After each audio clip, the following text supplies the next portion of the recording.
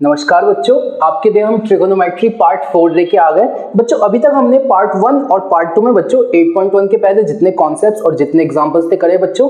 Part number 3 में बच्चों हमने 8.1 के सारे क्वेश्चंस करे। बच्चों पार्ट नंबर 3 में यहाँ पे बीच में थोड़ी सी राइट आ रही है, थोड़ा सा एडजस्ट कर लेना, ठीक है। और पार्ट नंबर 4 में हम आपके लिए एक्सरसाइज 8.2 से पहले कि जितने कॉन्सेप्ट्स हमें आने चाहिए ना उसको डिस्कस करेंगे, ठीक है बच्चों।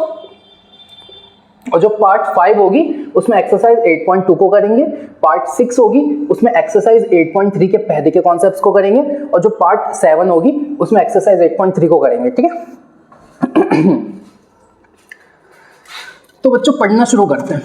देखो हम कहते हैं एक्सरसाइज 8.2 से पहले ना कुछ उसकी इंट्रोडक्शन की बातें करते हैं। तो हम कहते हैं जो टॉपिक दिखाया हुआ है ना वो ये लिखा हुआ है, trigonometric values, trigonometric values at some specified angles. इसका क्या मतलब है? तो बच्चों स्पेसिफाइड एंगल्स का मतलब है कुछ फिक्स एंगल पे ट्रिगोनोमेट्रिक की वैल्यू देखेंगे। जैसे हम कहते हैं साइन थीटा होता है, कॉस थीटा होता है, टेन थीटा होता है। भाई साइन का उल्टा कॉसेक थीटा होता है, कॉस का उल्टा सेक थीटा होता है, टेन का उल्टा कॉट थीटा होता है।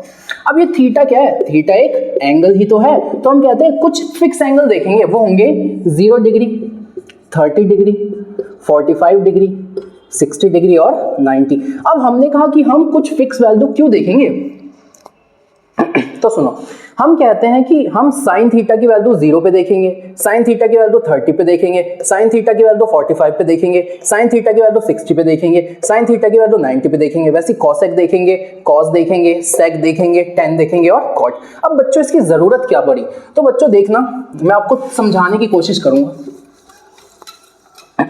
हम कहते हैं कि जब थीटा की वैल्यू 0 डिग्री होती है या 30 डिग्री होती है या 45 डिग्री होती है या 60 डिग्री होती है या फिर 90, तो बच्चों ये कुछ ऐसे स्पेसिफिक एंगल्स है ना जिसपे कुछ ऐसी वैल्यूज मिलती है जिसको हम रियल लाइफ में यूज करते हैं। जैसे मैं आपको एक एग्जांपल देता हूं। मैंने कहा ये एक ट्राइंगल है, नाम दे देता हूं ए बी और सी।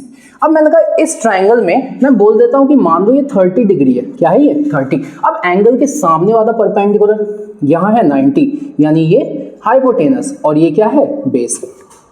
अब मैं बोलता हूं मान लो कि मुझे ये बेस पता है कि बेस है 5, ये क्वेश्चन में गिवन है। सिर्फ इस बेस और इस एंगल की मदद से मैं ये बता दूंगा कि ये और ये क्या होंगे। देखो बच्चों, जैसे मैं बोलता हूं मैंने लगा दिया tan थीटा, तो tan थीटा क्या होता है? Perpendicular by base. अब मुझे पता है थीटा कितना है, तो भाई कौन सा एंगल है? 30, तो थीटा की जगह क्या लिख दिया? 30। अब मैंने कहा परपेंडिकुलर भाई क्या है? BC, तो यहाँ लिख दिया BC। बेस कितना है? तो बेस है 5, यहाँ लिख दिया 5। अब बच्चों मैंने कहा अगर मुझे tan थीटा की वैल्यू 30 डिग्री पे पहले से ही पता होती तो क्या मैं यहाँ पे एक वैल्यू नहीं रख देता? तो tan थीटा की 30 डिग्री पे वैल्यू होती है 1/√3। घबराना नहीं है, अभी सिखाऊंगा। और यहाँ पे ये है BC/5। अब मैंने कहा क्या करो, इस 5 को उधर भेजो, तो BC की वैल्यू क्या है? 5/√3। तो क्या मैंने सिर्फ इस साइड और इस एंगल की मदद से इसकी वैल्यू नहीं बता दी? तो मैंने कहा ये जो ट्रिगोनोमेट्रिक का एंगल है ये मुझे पता होना चाहिए तभी तो मैं बताऊंगा। तो मैंने कहा इसलिए हम ट्रिगोनोमेट्रिक की वैल्यू कुछ स्पेसिफिक एंगल्स में पढ़ते हैं और उसको याद करते हैं। क्यों? ताकि जब हम क्वेश्चंस करें ना तो ये जैसे ये टर्म्स आए तो हम सीधा वैल्यू रख सके। सही है। अब देखो बच्चों करते कैसे हैं, तो ये तो आप समझ गए। अच्छा,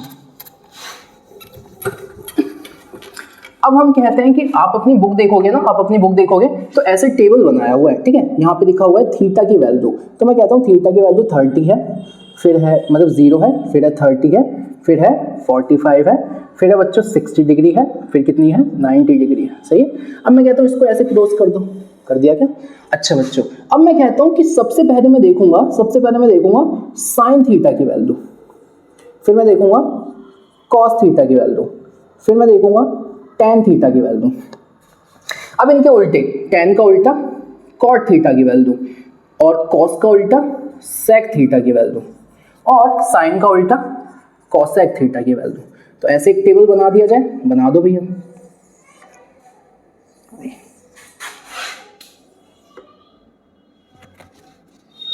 बना दिया बच्चों। अब बच्चों देखना,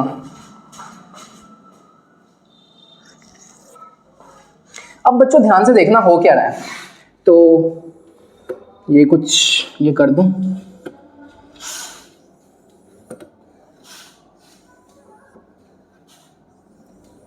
ठीक है, ऐसे कर दिया। अब देखना बच्चों, ड्राइंग अच्छी है ना, चलो ठीक है। अब साइन थीटा की वैल्यू जीरो पे देखना है, किस पे देखना है, जीरो। तो मैंने कहा साइन थीटा की वैल्यू जीरो पे देखूंगा, यानी मैं देख रहा हूं साइन जीरो की वैल्यू। तो बच्चों साइन जीरो की वैल्यू होती है जीरो, कितनी होती है, जीरो, ठीक है। अच्छा आगे चलते हैं। अब मैं देख रहा हूं साइन थीटा की वैल्यू 30 पे, तो मैं वैल्यू देख रहा हूं साइन 30 की। बच्चों हम ना जीरो से एक की तरफ जाएंगे साइन के केस में, तो जीरो के बाद साइन 30 की वैल्यू होती है 1/2। अब आगे चलो, अब मैं देख रहा हूं साइन थीटा की वैल्यू, लेकिन मैं 45 डिग्री पे देख रहा हूं। तो बच्चों साइन 0 होता है, 30 1/2 होता है, लेकिन 45 होता है 1/√2, 1/√2। अब बच्चों 60 पे देखूंगा, तो मैं साइन 60 की वैल्यू देखूंगा, साइन 60 की। तो बच्चों देखो साइन 60 की वैल्यू होती है √3/2, √3/2। और बच्चों साइन 90 की वैल्यू क्या होती है, तो इतना आपने को याद रखना है कि साइन 90 की वैल्यू क्या होती है, 1। और बच्चों मैंने ना सेकंड वीडियो में, सेकंड पार्ट नंबर 2 में मैंने आपको बताया था कि ये जो साइन की मैक्सिमम वैल्यू होती है कहां तक जाती है, 1 तक। अच्छा अब बच्चों कॉस थीटा की बात करते हैं। तो सबसे पहले मैं बात करता हूं कॉस 0 की। तो बच्चों देखो कैसे याद करेंगे, अगर साइन वाला याद हो गया, दोबारा साइन 0 0, 30 1/2, 45 1/√2, 60 √3/2, 90 1, दोबारा साइन 0 0, 30 1/2। देखो बच्चों 30 को कैसे याद किया था मैंने कि 30 60 का हाफ ही तो होता है, तो 30 की वैल्यू हाफ, 0 हाफ 1/√2, √3/2 1। हो गया क्या बच्चों, हो गया क्या, आगे चलो। अब मैं कहता हूं cos 0 क्या होगा। तो बच्चों सुनना क्या होता है cos 0। अब देखो ये जो टेबल गई है ना, इसको पलट देना है, जस्ट पलट देना है। तो सबसे बड़ी वैल्यू क्या थी, 1। तो बच्चों cos 0 की वैल्यू 1। अब यहां पे मैं देखूंगा cos 30 की वैल्यू। तो बच्चों इस टेबल को ना पीछे की तरफ पढ़ना है, 1 के बाद क्या लिखा है, √3/2। तो यहां क्या लिख दिया, √3/2। अब बच्चों और पीछे की तरफ पढ़ो, तो अब क्या आ गया, cos 45। बच्चों एक बात बताओ, इसकी वैल्यू यहां लिख चुके हैं, इसकी वैल्यू यहां। अब बच्चों इसी की तो बची है, तो इसके नीचे लिख दो, यानी ये भी क्या होगा, 1/√2। अब बच्चों यहां तक हो गया। अब यहां पे ये वाली वैल्यू नहीं आएगी क्या, देखो इसकी वैल्यू यहां है, इसकी वैल्यू यहां है, इसकी यहां है, तो अब इसकी आएगी ना यहां। तो अब जो cos 60 है वो भी हो जाएगा 1/2। और बच्चों लास्ट में यहां क्या आएगा, cos 90। तो बच्चों एक बात बताओ, cos 90 क्या हो जाएगा, 0 हो जाएगा। भैया कैसे किया आपने, तो सुनो, हमने ये वादा याद किया और cos में हमने पलट दिया। हमने कहा ये वाली वैल्यू पहले, फिर ये, फिर ये, फिर ये, फिर ये, ऐसे किया, ठीक है। अब बच्चों tan थीटा की बात करते हैं। तो tan 0। अब बच्चों एक बात बताओ, आपको मैंने पार्ट नंबर 2 में बताया था कि जो tan थीटा होता है sin theta upon cos theta, sin theta upon cos theta, यानी sin थीटा और cos थीटा को क्या करना है, डिवाइड। तो बच्चों एक बात बताओ, tan 0 क्या होगा, sin 0 अपॉन cos 0। दोबारा tan 0 क्या होगा, sin 0 upon cos 0, sin 0 upon cos 0 होगा क्या। अब बच्चों एक बात बताओ, sin 0 कितना है, 0, और ये कितना है, 1। तो बच्चों आंसर क्या आ गया, 0। इसका मतलब tan 0 की वैल्यू क्या है, 0। tan 0 की क्या वैल्यू है, 0। अब बच्चों मैं बात करता हूं tan 30 की। तो tan 30 क्या होगा, तो आप बोलोगे भैया sin 30 अपॉन cos 30। अब बताओ sin 30 कितना है, 1/2, और cos 30 कितना है, √3/2। समझ पा रहे हो क्या, ठीक है। तो ये तो समझ गए कि sin 30/tan 30 होगा। अब देखना तो sin 30 की वैल्यू है 1/2, और ये कितना लिखा है, cos 30 कितना है, तो आप बोलोगे भैया √3/2। अब बच्चों आपको पता है ना कि जब ये वाला होता है तो ये जाके पलट जाता है, तो मैं इसको ऐसे लिख सकता हूं 1/2 इंटू 2/√3। इससे ये कट गया, आंसर क्या है, 1/√3। इसका मतलब tan 30 की वैल्यू होती है 1/√3। कुछ नहीं किया बच्चों, sin 30 बाई ये कर दिया। अब बच्चों इस पे आओ, तो tan 45 क्या होगा, ये होगा sin 45 बाय cos 45। अब बच्चों बताओ sin 45 कितना है, 1/√2, और ये कितना है, ये भी 1/√2 है। तो 1/√2 अपॉन 1/√2, ऐसी होगा क्या बच्चों, ऐसी होगा क्या। अब आप देखो इससे कट गया, तो आंसर क्या है, 1।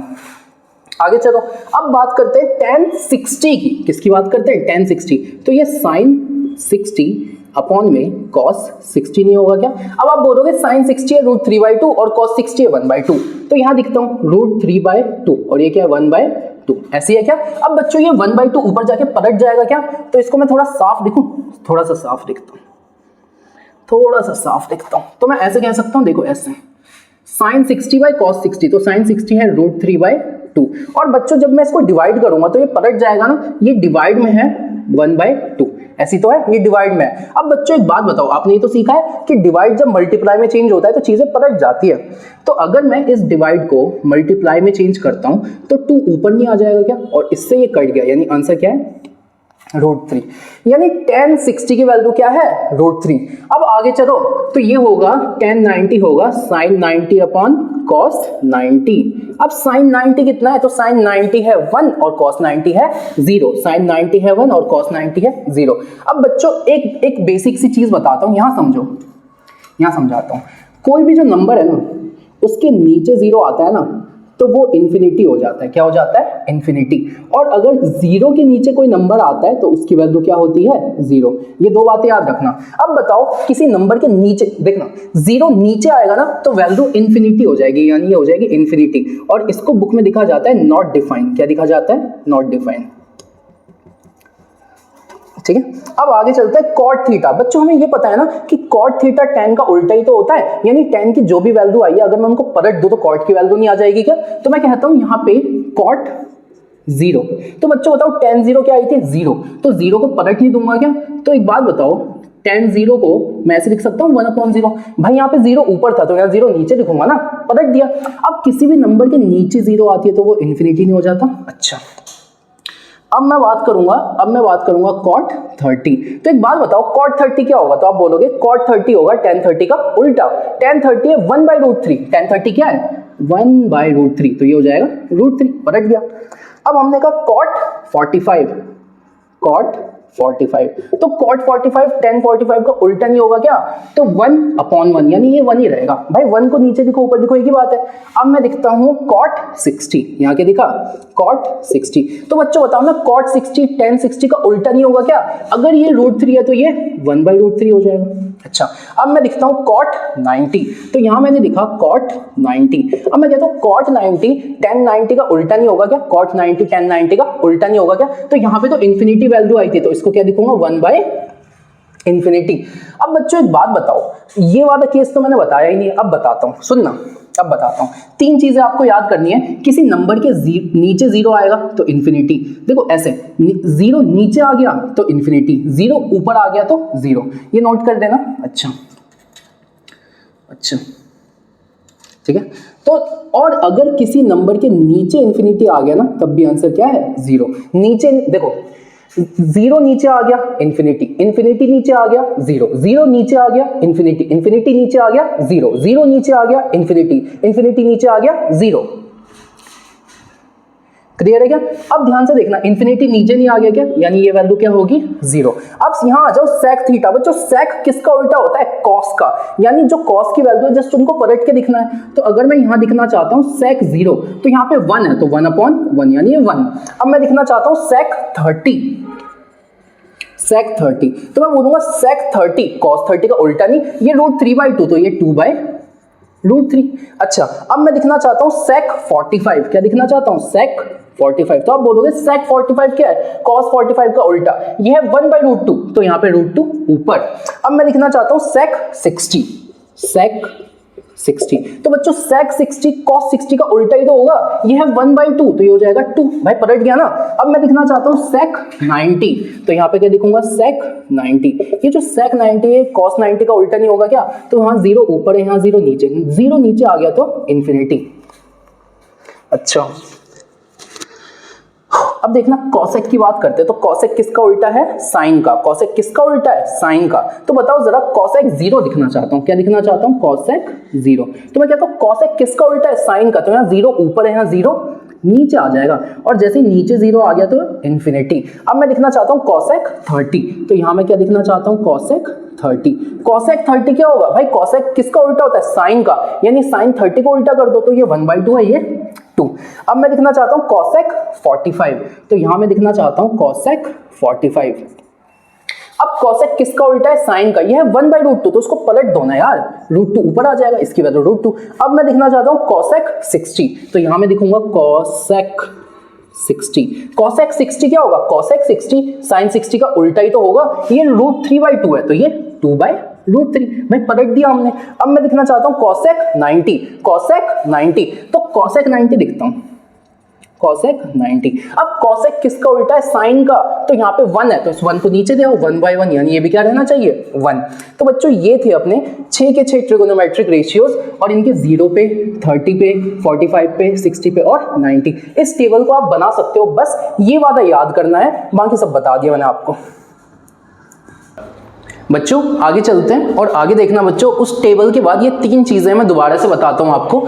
मैंने कहा कोई भी नंबर है तो बच्चों इसको याद करने का बेस्ट तरीका बताऊं, आप ना 0 को देखो, 0 को मैं कहता हूं 0 किसी भी नंबर के नीचे है, नंबर छोड़ो यार, 0 नीचे है ना, अगर 0 नीचे है तो आंसर होगा इन्फिनिटी यानी नॉट डिफाइंड, खत्म।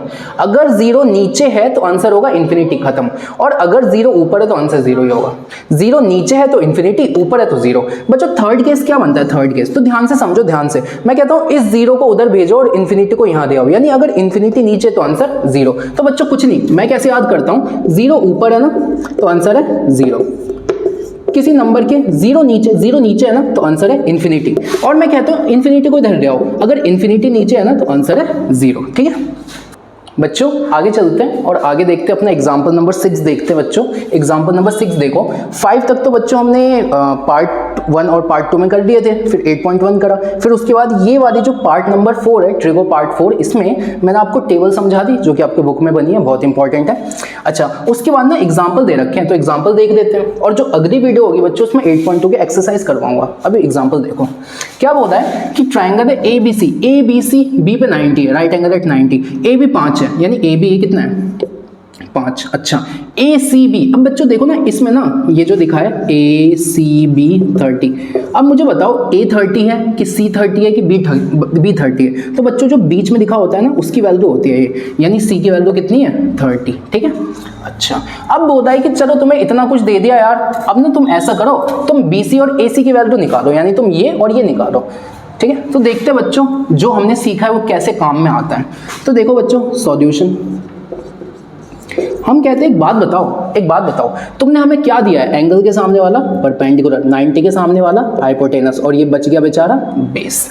अब मैंने कहा एक बात बताओ, मुझे BC चाहिए ना, तो एक बात बताओ वो कौन सा ट्रिगोनोमेट्रिक रेशियो है जिसमें परपेंडिकुलर भी आता है और बेस भी? बच्चों मैंने सोचा कि मैंने कहा मेरे को ना परपेंडिकुलर की वैल्यू 5 दे रखी है, अब मुझे एक तो बेस की वैल्यू चाहिए और एक हाइपोटेनस की। तो मैंने कहा कि चलो पहले बेस निकालता हूं, और मैंने कहा कि इसके लिए सबसे पहला स्टेप सोचने का ये है कि वो कौन सा ट्रिगोनोमेट्रिक रेशियो है जिसमें बेस आता है। अच्छा और बेस के साथ कुछ ऐसा भी तो आना चाहिए जो हमें गिवन है, यानी बेस भी आना चाहिए और परपेंडिकुलर भी।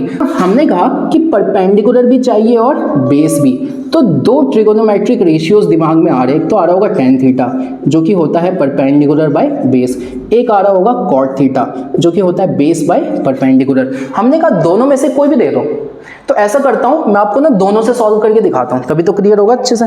तो पहले tan थीटा से सॉल्व करके देखते हैं। अब मैंने कहा कि मैंने ना tan थीटा दे दिया, tan थीटा, तो tan थीटा होता है परपेंडिकुलर बाय बेस। अब बच्चों थीटा की वैल्यू कितनी है? तो बच्चों ये वाली जो वैल्यू होती है ना, ये वाली हमें वैल्यू किसकी देनी होती है? थीटा की, यही तो सीखा है हमने। तो अब जहां जहां थीटा है वहां 30 रख देंगे, तो tan 30। अब बच्चों परपेंडिकुलर की वैल्यू कितनी है? 5। बेस कितना है? बेस है BC। अब बच्चों एक बात बताओ, tan 30 की वैल्यू कुछ देखी सी नहीं लग रही क्या? हाँ भैया, अभी हमने टेबल बनाया था उसमें हमने tan 30 की वैल्यू 1/√3 निकाली थी। अच्छा ये ना आपको धीरे धीरे याद हो जाएगा, अभी ज्यादा रश मत लो, अभी बस टेबल से देख के देख लो, कोई दिक्कत नहीं है, समझ तो गए आप? अच्छा अब मैंने क्या कहा, मैंने कहा ना मुझे BC की वैल्यू चाहिए। किसकी वैल्यू चाहिए? BC। तो मैंने ना क्रॉस मल्टीप्लाई किया, मैंने कहा 1 × BC इक्वल टू √3 × 5, तो BC की वैल्यू आ गई 5√3। BC की क्या वैल्यू आ गई? 5√3, यानी इस वाले साइड की वैल्यू आ गई 5√3। अब बच्चों देखा आपने क्या हुआ, एंगल और एक साइड से हमने दूसरा साइड बता दिया, एंगल और एक साइड से हमने दूसरा साइड बता दिया। इसका मतलब जो हमने वो टेबल पढ़ी वो बेकार नहीं है, काम तो आ रही है। ठीक है ये नोट करो, ठीक है। अब मैंने कहा कि मैं आपको इसको दो तरह से करके दिखाता हूं, तो मैंने tan थीटा दिया। अच्छा भैया अगर हम cot थीटा दे दे तो cot थीटा होता है बेस बाय परपेंडिकुलर, सही है। अब cot थीटा, थीटा क्या है 30, cot 30, बेस क्या है भाई, बेस क्या है, तो बेस है BC, बेस क्या है BC, और परपेंडिकुलर क्या है 5। अब बच्चों cot 30 कितना होता है, तो tan 30 का उल्टा, tan 30 होता है 1/√3, तो ये होगा सिर्फ √3, तो इसके नीचे 1 लगा दिया और ये हो गया BC/5।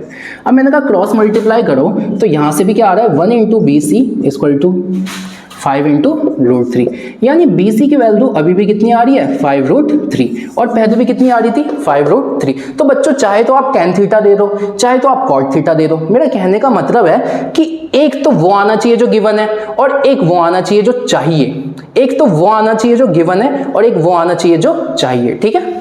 अच्छा तो बच्चों हमने ये वाली साइड तो निकाल दी है, अब ये वाली निकाल देंगे, ठीक है। अच्छा अब देखना एक बात बताओ, आप इतने स्मार्ट तो हो गए कि बेस कितना आ गया 5√3। अब मैं कहता हूँ हाइपोटेनियस ही तो चाहिए, तो मैंने क्या बोला कि परपेंडिकुलर भी पता है, बेस भी पता है, हाइपोटेनियस नहीं पता।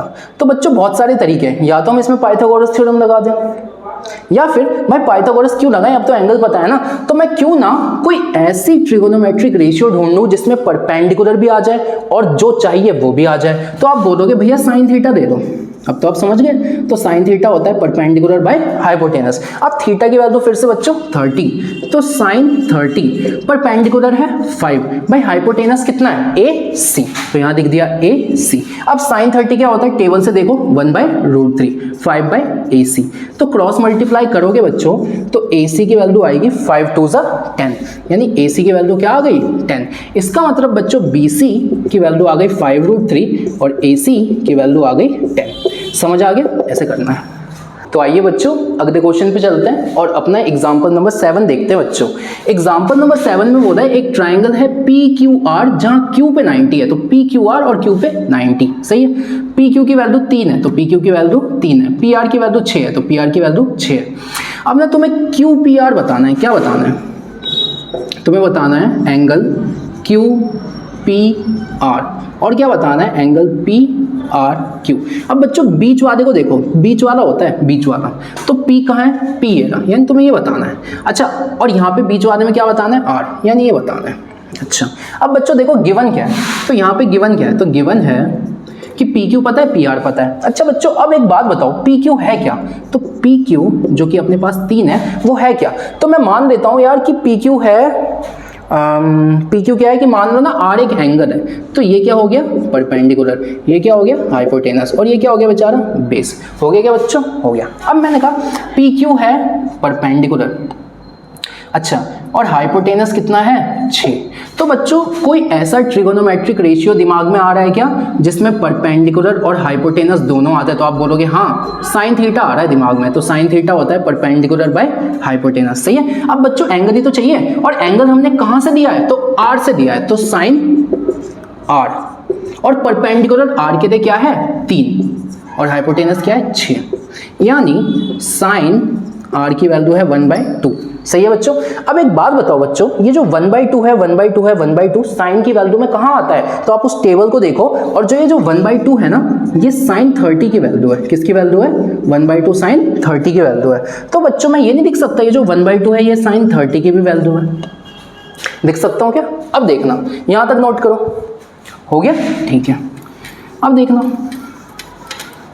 यहाँ से बता रहा हूँ, मैंने कहा कि ये जो साइन R की वैल्यू है ना ये 1/2 है, और साइन 30 की वैल्यू भी क्या होती है 1/2। इसको बोलता हूँ इक्वेशन 1, इसको बोलता हूँ इक्वेशन 2, ठीक है। अब देखना मैं कहता हूँ on comparing equation 1 by equation 2 हमने क्या देखा कि ये भी 1/2 है ये भी 1/2 है, यानी ये भी तो आपस में बराबर होंगे, तो साइन R बराबर है साइन 30 के। अब बच्चों एक बात बताओ, अगर साइन R बराबर है साइन 30 के तो R तो एंगल ही है, और साइन बराबर है तो R और 30 भी तो बराबर होंगे। खैर ऐसा होता नहीं है, ऐसा होता नहीं है, लेकिन 10th लेवल पे आप ऐसा मान लो कि R और 30 बराबर है। जब आप 11th में जाओगे ट्रिगो को अच्छे से पढ़ोगे ना, तब आपको पता चलेगा कि इसके लिए आपको रेंज और डोमेन पता होनी चाहिए। बट बच्चों 10th के लेवल पे जब ऐसे कंपेयर होता है ना, तो यहाँ से मैं सीधा लिख सकता हूँ कि R की वैल्यू क्या रही होगी 30 डिग्री, R की वैल्यू क्या रही होगी 30 डिग्री, नोट कर लो। हो गया क्या? ठीक है। अब बच्चों यहां से मेरे पास एंगल R कितना आ गया? 30 डिग्री। अब बच्चों मैंने कहा ये R आया कहाँ है? तो R कहाँ है? बीच में यहाँ, यानी ये एंगल PRQ कितना आ गया? 30 डिग्री। अब बच्चों एक बात बताओ, एंगल Q कितना है? ये तो पहले से ही 90 डिग्री है। तो मेरे पास दो एंगल है, तीसरा नहीं बता सकता क्या? मैं ही नहीं लिख सकता angle P plus angle Q plus angle R की वैल्यू है 180। भाई ट्राइंगल के तीनों एंगल 180 होते हैं। अब एंगल P यही तो हमें चाहिए, एंगल Q कितना है? 90 और एंगल R कितना है? 30। किसके बराबर? 180 के। 90 और 30 120, ठीक है। तो एंगल P प्लस 120 डिग्री 180 के बराबर है बच्चों। अब यहाँ से एंगल P किसके बराबर होगा? तो आप बोलोगे 180 डिग्री माइनस 120 डिग्री। इसका मतलब एंगल P बराबर होगा 60 डिग्री है। इसका मतलब ये आ जाएगा 60, ये आ जाएगा 30 और ये 90 है। सही है। अब P बीच में कहाँ आ रहा था? इसमें। तो यहाँ तक नोट हो गया? यहाँ तक नोट हो गया? ठीक है। तो मैं ये कह सकता हूँ क्या कि जो हम चाहिए था कि एंगल QPR, यानी बीच में P आ रहा है और P की वैल्यू कितनी है? 60 डिग्री। दूसरा हमें चाहिए था एंगल PRQ, बीच में R आ रहा है और R की वैल्यू 30 डिग्री। लास्ट एग्जाम्पल पे चलते हैं, एग्जाम्पल नंबर 8 देखते हैं और इसके बाद जो ये वीडियो को समाप्त करेंगे और जो नेक्स्ट वीडियो आएगी बच्चों उसमें 8.2 कराऊंगा, ठीक है। तो देखते हैं अब साइन क्या, क्वेश्चन क्या बोला है? क्वेश्चन ने बोला है साइन A माइनस बी। अच्छा बच्चों एक बात बताया था मैंने आपको कि साइन A माइनस बी। अब बच्चों इसको मल्टीप्लाई मत कर देना, ये पूरा एंगल है, ये पूरा क्या है? एंगल। इसको ना आप मान लो कि एक तरह का थीटा है, तो सही है। साइन A माइनस बी 1/2 है। कॉस A प्लस बी, ये भी एंगल है, ये भी एंगल है, ठीक है, ये भी एंगल है, ये 1/2 है। अब आपसे ना दो कंडीशन बोली है, ये जो बीच का एंगल है ना, ये जो बीच का ये जो A प्लस बी की वैल्यू है ना, ये 90 से ज्यादा नहीं हो सकती, 90 हो सकती है क्योंकि इक्वल टू लगा है। या तो 90 से छोटी होगी या बराबर होगी, या तो छोटी होगी या इस 9 की वजह से बराबर होगी, नहीं तो छोटी होगी, लेकिन 0 से हमेशा बड़ी होगी। इसका मतलब A प्लस बी 0 से तो बड़ा होगा, लेकिन 90 हो सकता है या 90 से छोटा होगा। अच्छा, दूसरा जो A है ना वो B से बड़ा होगा, मतलब A की वैल्यू ज्यादा होगी और B की कम। ये दो कंडीशंस हैं जो कि क्वेश्चन में गिवन है। अब उसने बोला है A और B बताओ, तो हम क्वेश्चन देते हैं, हमें क्या गिवन है? साइन A माइनस बी क्या है? 1/2। अब बच्चों एक बात बताओ, मैंने कहा ना इसको कंसीडर करो कि ये क्या है? एक एंगल, सही है क्या? तो मैं बोलता हूं that theta equal to A minus B, सही है। तो अब मैं कहता हूँ साइन थीटा की वैल्यू क्या है? 1/2। अच्छा बताओ बच्चों 1/2 साइन में कहाँ आता है? तो आप बोलोगे भैया हमें इतना तो याद हो ही गया है कि साइन 30 क्या होता है? 1/2। अब अगर मैं इन दोनों को कंपेयर करूँ इक्वेशन 1 और इक्वेशन 2 बोल के, तो जस्ट पिछले क्वेश्चन की तरह यहाँ से साइन थीटा और साइन 30, यानी थीटा क्या है? 30 डिग्री, यानी थीटा क्या है? 30 डिग्री यहां से मिल रहा है क्या? और बच्चों असल में थीटा हमने माना क्या था? A minus B. थीटा हमने माना क्या था? A minus B. तो क्या मैं ये कह सकता हूं कि थीटा 30 है, तो A माइनस बी की वैल्यू भी क्या आ गया? 30 आ गया क्या? ये है इक्वेशन नंबर 1, यहां तक नोट करो, ठीक है। ऑल टाइम चाहिए तो पॉज कर देना, ठीक है। चलो तो यहां से जो मेन बात है वो ये है कि A माइनस बी है 30 और ये है इक्वेशन नंबर 1, बस और कुछ काम ही नहीं था इसका। अब बात करते हैं इसकी cos A प्लस बी की। cos A प्लस बी कितना है? 1/2। अब मैं कहता हूं कि फाई, इसको बोलते हैं फाई, फर्स्ट वीडियो में समझाया था कि A प्लस बी ये भी एक एंगल है, ये भी क्या है? एक एंगल। तो मैं बोलता हूं कि मान लो that phi equal to A plus B, तो मैं कहता हूं cos phi equal to 1/2, cos phi equal to 1/2, सही है। अब मैं कहता हूं बच्चों कुछ नहीं है कि एंगल आप कुछ भी मान सकते हो। अब एक बात बताओ, cos की वैल्यू 1/2 कहां होती है? तो सोचो तो आप उस टेबल में ढूंढोगे ना, तो cos 60 जो होता है ना, cos 60 बच्चों 1/2 होता है। अब मैं इसको इक्वेशन नंबर 1, इसको इक्वेशन नंबर 2 बोलूं, तो यहां से मैं कंपेयर करूंगा, इस फाई की वैल्यू 60 नहीं आ रही क्या? तो यहां से मैं सीधा ये लिख सकता हूं कि ये जो फाई है ये किसके बराबर है? 60। अब फाई एक एंगल है जो कि असल में क्या माना गया है? A प्लस बी, यानी A प्लस बी की वैल्यू 60 नहीं आ रही क्या? तो ये है अपने पास इक्वेशन नंबर 2, यानी मैं यहां लिख दूं A प्लस बी की वैल्यू 60 है और ये है इक्वेशन नंबर 2, नोट कर लो, ठीक है। ऑल टाइम चाहिए तो पॉज कर देना, ठीक है। चलो ठीक है। अब मैं कहता हूँ मेरे पास दो इक्वेशन है, पहली इक्वेशन है a माइनस बी 30, दूसरी है a प्लस बी 60। अब मैं कहता हूँ ये ना दो इक्वेशन हमने कहीं पढ़े हैं, तीसरे chapter linear equation in two variables. मैंने कहा बताओ यहाँ पे प्लस है यहाँ पे माइनस है, तो अगर बच्चों मैं इसको सीधा सीधा प्लस करूंगा तो ये कट जाएगा और a क्या आएगा 2a आएगा, और 30 और 60 क्या आएगा 90। तो बच्चों 2 इंटू ए किसके बराबर है 90 के, तो a किसके बराबर होगा 90/2 और आंसर क्या आएगा बच्चों 45। तो क्या मैं ये कह सकता हूँ कि a जो है वो 45 होगा, a जो है कि वो क्या होगा 45, और बच्चों एंगल है तो डिग्री। अब a 45 है, अब b देखते हैं बच्चों, तो किसी भी इक्वेशन में रख दो, तो मान लो ना मैंने फर्स्ट वाली में रख दी, तो a माइनस बी क्या है 30। अब a की वैल्यू हमें क्या पता है 45, तो 45 माइनस बी क्या है 30। अब बच्चों क्या किया मैंने, क्या किया कि इस 30 को भी इधर ले आए, तो 45 minus B minus 30 equal to 0। अब ये b माइनस में है, ये b माइनस में उधर जाके प्लस, तो 45 इधर रहा माइनस 30 यहाँ रहा और b इधर चला गया। अब 45 में से 30 गए तो क्या बचे 15, यानी b कितना आ गया 15। और बच्चों देखो हमारी कंडीशन सेटिस्फाई हो गई क्या, हमने कहा कि अगर मैं a और b को प्लस करूं, देखो यहाँ समझाता हूँ, अगर मैं a और b को प्लस करूं तो 45 प्लस 15 क्या आ रहा है 60। बच्चों जो 60 है ये 0 से बड़ा है a प्लस बी, लेकिन 90 से छोटा है तो हो रहा है बढ़िया। दूसरा a b से बड़ा है, तो बच्चों a 45 है, बच्चों a क्या है 45, b क्या है 15, यानी बच्चों a b से बड़ा भी है। तो दोनों कंडीशन सेटिस्फाई होनी चाहिए और हो भी रही है कि a और b 90 से छोटा आ रहा है, 0 से बड़ा आ रहा है बढ़िया, और a बड़ा है b छोटा है। तो बच्चों a की वैल्यू 45, b की वैल्यू 15, ये ऐसे होगा ठीक है।